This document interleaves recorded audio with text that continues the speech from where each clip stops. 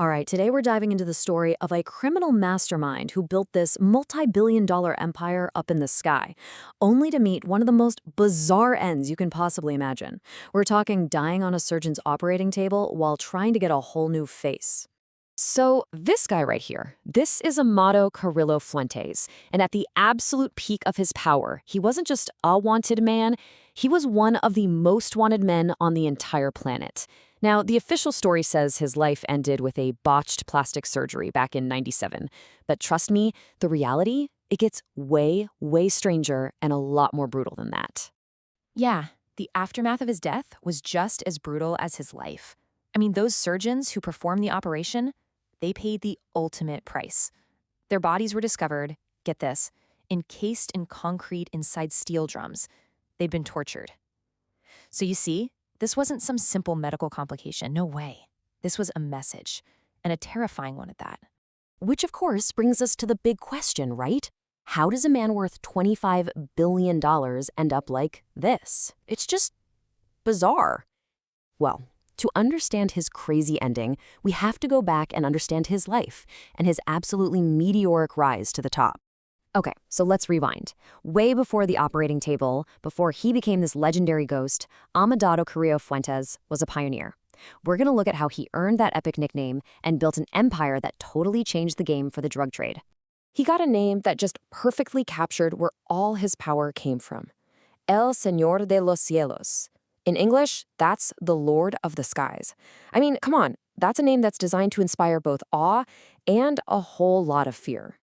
And here's the thing, the genius of his whole operation was how simple but totally audacious it was. While all his rivals were still messing around with mules and trucks on the ground, Carrillo looked up. He took to the skies. He bought a fleet of jets to move cocaine on a massive industrial scale. It was basically like creating his own private aerial superhighway, completely bypassing all the cops on the land routes below. And his climb to the top?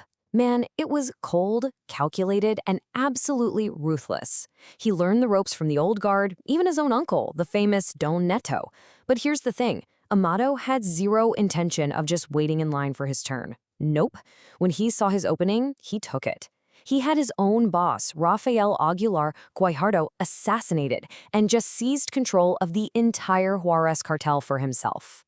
So now, with the Juárez Cartel in his pocket and the skies basically under his control, his whole operation just exploded. That one single bloody takeover paved the way for one of the most profitable criminal empires in history. Seriously, the numbers we're about to see are almost hard to believe. Let's just look at this number for a second. $25 billion. That's his estimated net worth. I mean, let that sink in. This kind of money didn't just put him in the big leagues with other drug lords. No, this made him one of the richest men in the entire world. Period. And he wasn't some lone wolf either. He built this whole empire by basically becoming the go-to guy, the indispensable partner for the most powerful criminals on the planet.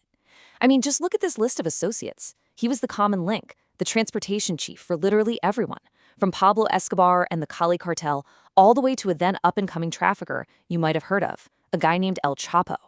But you know, an empire that big casts a very long shadow. You just can't fly that high without showing up on everybody's radar. It was only a matter of time. And pretty soon, the walls, built by law enforcement in both Mexico and the US, started closing in on him. Fast. Suddenly, Carrillo found himself in a vice, getting squeezed from two different sides. On one hand, you had law enforcement ramping up this massive manhunt. And on the other hand, the public, well, they were done staying silent.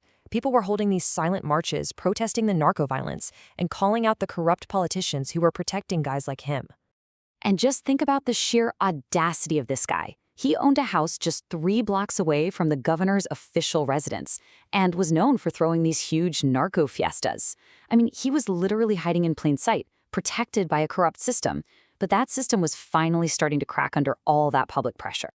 So he was cornered, nowhere left to hide, nowhere left to run. So he made one final desperate gamble.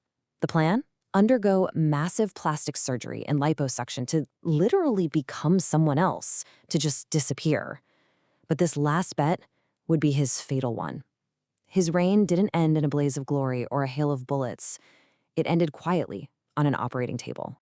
But his death, well, it didn't bring peace. Not even close. Instead, it left this huge power vacuum. And what happens when a king falls? It triggers even more violence and gives birth to a legend where it's almost impossible to separate fact from fiction.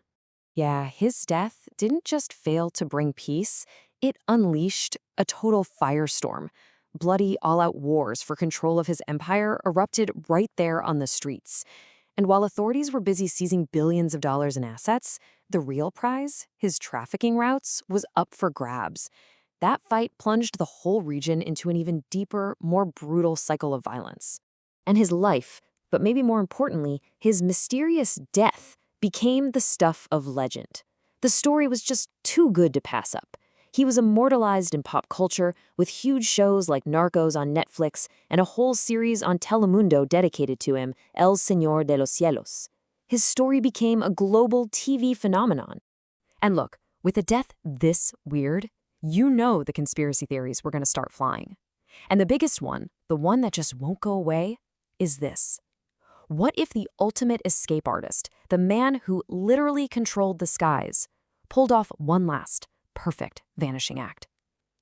The question still hangs in the air. Did he really die on that table? And that really leaves us with one final haunting question. Did the Lord of the Skies really fall from the sky that day? Or did he just fly away, disappearing into the clouds one last time? The answer, just like the man himself, seems to have vanished into thin air.